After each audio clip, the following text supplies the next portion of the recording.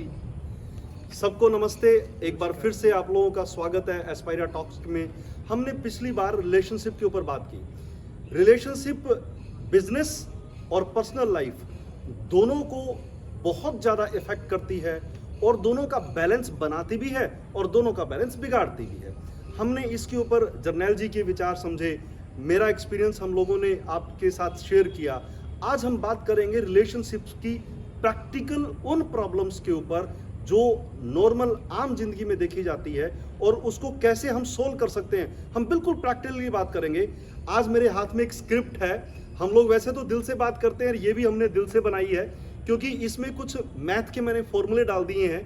Hope कि आप लोगों को बहुत अच्छे से पसंद आएगा और अगर इसको किसी ने इम्प्लीमेंट कर दिया 100% हम श्योरिटी से बोल सकते हैं उनकी रिलेशनशिप में इतनी मिठास, इतनी खुशियां आ जाएंगी कि उनको महसूस होगा कि यार कुछ था ही नहीं। इस बारे में मैं एक बार जर्नैल जी से बात करना चाहूंगा कि जर्नैल जी, दो व्यक्ति जब नाराज होते हैं तो उनके बीच में वो कुछ शब्द बताओ जो नॉर्मली आते हैं। सर पहले तो मैं यही बोलना चाहूँगा कि जो रिश्ता है ना, रिलेशनशिप है ना, जो वो बनी रहनी चाहिए हमेशा। अगर इस ज़िंदगी को आपने खुशहाल बनाना है तो छोटी छोटी बातें हैं जिनको लेके हम एक दूसरे से नाराज़ हो जाते हैं और वो नाराज़गी अगर ज़्यादा लंबी चल गई तो वो बहुत गलत रूप धारण कर लेती है, भयानक हो जाती है। और आपने देखा कि उसका रूप जब बड़ा हो जाता है तो वो कहाँ तक लेके चला जाता है, दोनों परिवारों को मतलब कि वो बर्बाद कर देती है। और हम चाहते हैं कि वो ना हो। छोटी छोटी बातें जैसे सर ने कहा है कि भाई देखो आप तो मेरी बात ही नहीं मानते, आप तो मुझे समझते नहीं हैं, जब भी मैं कोई बात करती हूँ तो आप अपनी ही चलाते रहते हो। तो ये छोटी छोटी बातें हैं, हमें इनको समझना पड़ेगा। चाहे वो लेडीज़ है चाहे वो जेंट्स है, दोनों ही तरफ से ये बातें समझने योग्य हैं। तो करना क्या पड़ेगा हमें, वो बातें कौन सी है उनके ऊपर ध्यान देना पड़ेगा। छोटी छोटी बातों को लेकर आपने आपस में नाराज़ नहीं होना। दूसरी बात ये है कि सर अगर मुझे लगता है कि मुझे एक छोटी सी माफ़ी मांगने से मेरी घर वाले खुश होते हैं या वो नाराज़ नहीं होते, आगे घर चलता है, तो वो मुझे मांग लेनी चाहिए। बहुत बढ़िया। अब यही हम जैसे रिलेशनशिप पे बात कर रहे हैं तो रिलेशनशिप एक पति पत्नी के बीच में हो सकता है, बहन भाई के बीच में हो सकता है, बच्चों और माता पिता के बीच में हो सकता है, भाई भाई के बीच में हो सकता है। ये जितने भी रिलेशनशिप का दायरा है, क्योंकि देखो हम तो बंधे संबंधों से हैं। अगर हमारे संबंध आपस में मजबूत होंगे, हम जहाँ पे काम करते हैं वहाँ के संबंध हमारे अच्छे होंगे, तो आप सोच के देखिए आपकी ज़िंदगी में इतना खुशियाँ होंगी कि आप तरक्की ऐसे करेंगे बिल्कुल 90 डिग्री में यूं। और अगर कहीं पे भी किसी भी रिश्ते में खटास आ जाए तो समस्याएं शुरू हो जाती है। हम आज बिल्कुल पॉइंट वाइज बात करेंगे। पहला पॉइंट मैं आपके सामने लेके आया हूं कि रिलेशनशिप का जो पहला पिलर है वो ट्रस्ट होता है, विश्वास होता है। सो रिलेशनशिप में ट्रस्ट जो है एक कंपाउंड इंटरेस्ट की तरह से काम करता है। मैं आपको मैथ का एक छोटा सा रिलेशन आपको बता रहा हूं। अगर आर को हम इक्वल करें टी की पावर में एन, जहां पे आर क्या है रिलेशनशिप, टी क्या है ट्रस्ट और एन है नंबर ऑफ इंटरेक्शंस, तो ये एक्सपोनेंशियल ग्रोथ करता है। कोई भी रिलेशनशिप में अगर ट्रस्ट है, विश्वास है और आपसी इंटरेक्शंस ज्यादा हो जाए, यानी कि एक दूसरे के साथ बातचीत को और बढ़ा दिया जाए, कम ना करें। हमारी प्रॉब्लम कहां पे आती है, जब हम बातचीत कम कर देते हैं। तो इंटरेक्शंस को बढ़ा दिया जाए, एक दूसरे के साथ टाइम व्यतीत किया जाए और ट्रस्ट को बना के रखा जाए, तो सोचिए मैथ का एक छोटा सा फॉर्मूला आपकी जिंदगी को भी कामयाब कर देगा, आपकी लाइफ में खुशियां ही खुशियां भर देगा। जर्नैल जी क्या कहते हैं आप? बहुत ही ज़बरदस्त सर, बहुत ही ज़बरदस्त है। जो ट्रस्ट है सर छोटी छोटी बातों से बनता रहता है और गलत फहमियाँ हैं वो भी छोटी छोटी बातों से दरार बढ़ती चली जाती है। अगर दरार पड़ गई है, पहले तो ये बात है कि पहले तो पढ़ने मत दो। अगर किसी वजह से पड़ भी गई है तो उसको ख़त्म करने की कोशिश करो, ना कि उसको ज़्यादा बढ़ाने की कोशिश करें। ट्रस्ट, जैसे सर ट्रस्ट पे बात करते हैं, यानी कि विश्वास। विश्वास छोटी छोटी बातों से बनता है। आप वो काम ना करें। मैं एक एग्जांपल ज़्यादा बड़ी नहीं लूँगा, मैं लूँगा घर वाली के साथ, भाई बहन के साथ भी ये हो जाता है। आप किसी पे इसको लागू कर सकते हैं। तो मान ले हमारी घर वाली है, उसके साथ ट्रस्ट हमारा कैसा बनता है। जब भी वो कोई बात कहती है तो उसको विश्वास दिलाना कि भाई जो आप कह रहे हो वो ठीक है, मैं गलत नहीं हूँ बाहर जाके। तो इससे छोटी छोटी बातों से ट्रस्ट हमें बनाना चाहिए। अगर हमारा विश्वास एक दूसरे पे होगा तभी तो हम एक दूसरे के नज़दीक रहेंगे ना। और हम हर कोई ये चाहता है कि भाई हमारा घर ना फटे। कई बार हम करते क्या है, हम अपनी बातें बाहर निकाल देते हैं। जो तो आपके मित्र हैं, अच्छे हैं, आपको घर बसना देखना चाहते हैं, वो आपको राय दे के जाएंगे कि भाई आपस में जो मन मिटाव है उसको ख़त्म करो। बिल्कुल। अब देखिए, अभी जर्नैल जी ने बताया कि ट्रस्ट के ऊपर इन्होंने एक बड़ा अच्छा एग्जाम्पल दिया। दो के बीच में तीसरा नहीं आना चाहिए, हमने ये पिछले एपिसोड में भी बताया था, और अभी भी हम यही कह रहे हैं, दो का मतलब दो, 2 is the company, 3 is the crowd, 3 तो फिर भीड़ हो जाती है। मैं दूसरा पॉइंट लेके आता हूं, मैथ की एक बहुत अच्छी इक्वेशन मैं आपको बताता हूं, H is equals to C minus L। H का मतलब हेल्दी रिलेशनशिप, C का मतलब क्लियर टॉक यानी कि क्लियर कम्युनिकेशन, और L का मतलब होता है लो फीलिंग्स या लेस मिसअंडरस्टैंडिंग्स। मतलब कि कोई भी रिश्ता जब खराब होता है वो इसलिए खराब नहीं होता कि घृणा आ जाती है, वो रिश्ता इसलिए खराब हो जाता है क्योंकि वहां पे अंडरस्टैंडिंग बंद हो जाती है, एक दूसरे को समझना बंद कर देते हैं। और अगर जितनी क्लियर कम्युनिकेशन होगी उतनी आपका रिलेशनशिप हेल्दी होगा, जितनी लो टॉक्स होंगी उतनी ही आपका रिलेशनशिप अनहेल्दी हो जाएगा। मैं जर्नैल जी से बात करना चाहूंगा कि ये जो मिसअंडरस्टैंडिंग, एक जो सिंपल सा शब्द है, जनरल लाइफ में इसके क्या महत्व है और ये कितना बड़ा रोल प्ले करता है? सर, जब हम ना अपनी बातें आपस में एक दूसरे से शेयर ही नहीं कर पाते तो ये दूरियां बढ़ती हैं। हम क्या करते हैं, छुप छुप के कभी किसी को कॉल कर लेते हैं, कभी किसी को कर लेते हैं, जो अंदर हमारे बात चल रही है वो आपस में बात ही नहीं कर पाते। तो जब आपस में ही नहीं बात होती तो हमें दूरियां जो बढ़ेंगी ही बढ़ेंगी सर। तो उसमें क्या है, जब तक हम नहीं मिलेंगे आपस में, एक दूसरे को समझेंगे नहीं, भाई मुझे क्या चाहिए या उसको क्या चाहिए, उसकी क्या प्रॉब्लम है, मेरी क्या प्रॉब्लम है, हमें एक दूसरे की प्रॉब्लम को समझना ही पड़ेगा। और क्यों समझना है, ताकि हमारा जो लाइफ है वो खुशहाल रहे और वो लंबे समय तक चले, ये ज़रूरी है। और इसके अंदर हम आपको एग्जैक्टली स्ट्रेट फॉरवर्ड बगैर कोई टाइम वेस्ट के थर्ड पॉइंट के ऊपर आते हैं। सो तीसरा पॉइंट है H, ये भी एक मैथमेटिकल इक्वेशन है। मैं मैथ का टीचर हूं तो थोड़ा सा मैथ को लाने की कोशिश की है, क्योंकि लाइफ मैथ्स है, पूरी कैलकुलेशन बेस्ड है।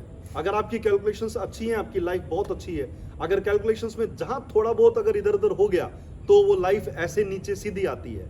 सो एक इक्वेशन और आपको मैं बताता हूं, H is equals to R। R का मतलब होता है रिस्पेक्ट, हम एक दूसरे की रिस्पेक्ट करें।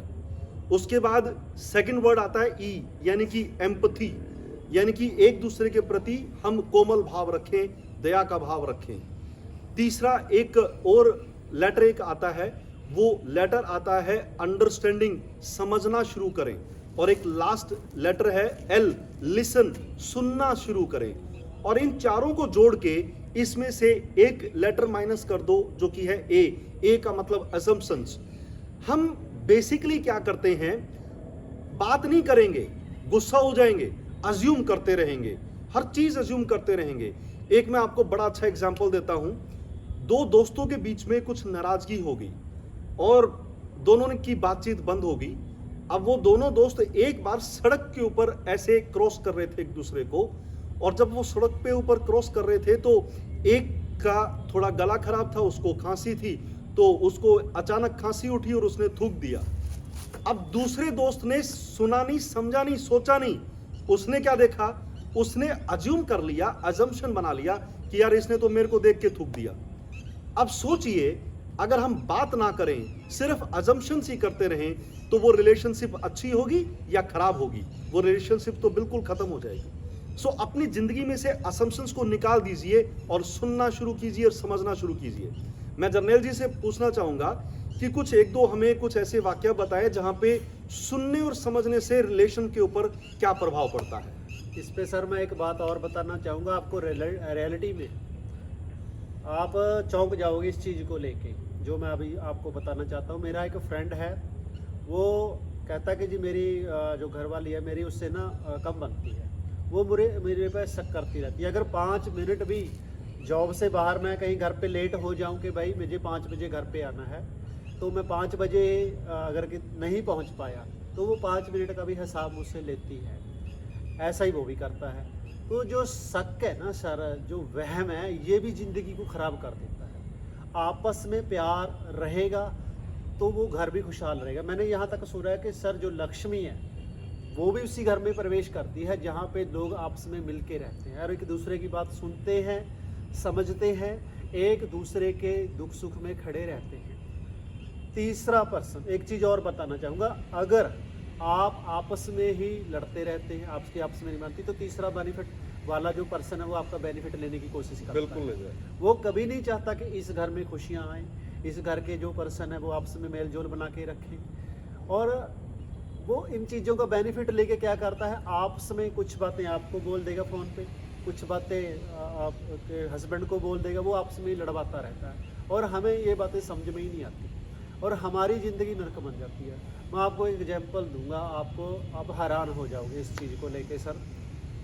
तो जो पर्सन मतलब कि अपनी पत्नी से बात नहीं करते, बहन से बात नहीं करते, अपने पिता से नहीं करते, या किसी से नहीं करते, मैंने देखे हैं लाखों रिश्ते वो टूट चुके हैं। वो रोते हैं, एक दूसरे से अलग होकर रोते हैं, दूसरों को बताते हैं कि भाई मेरी बहन मेरे से नहीं बात करती, मेरा भाई मेरे से बात नहीं करता, मेरा पिता मेरे से बात नहीं करता, मेरी घरवाली मेरे से बात नहीं करती। और रियल में मैं ये चाहता हूँ वो अंदर से सचमुच आपस में एक होना चाहते हैं। बिल्कुल। वो दिल से नहीं एक दूसरे को कभी भी नफरत नहीं करते। इसका मैं एग्जाम्पल देता हूँ कि मैं मान लो अपने भाई से बात नहीं करता, मेरे भाई को गली में कोई थप्पड़ मार के चला जाए तो मेरा खून खोल जाएगा कि तेरी हिम्मत कैसे हुई भाई। बिल्कुल। इसका कारण क्या, क्योंकि मैं दिल से तो उसको चाहता हूँ भाई। कुछ बातें हैं जिनके कारण हम एक हो नहीं पा रहे।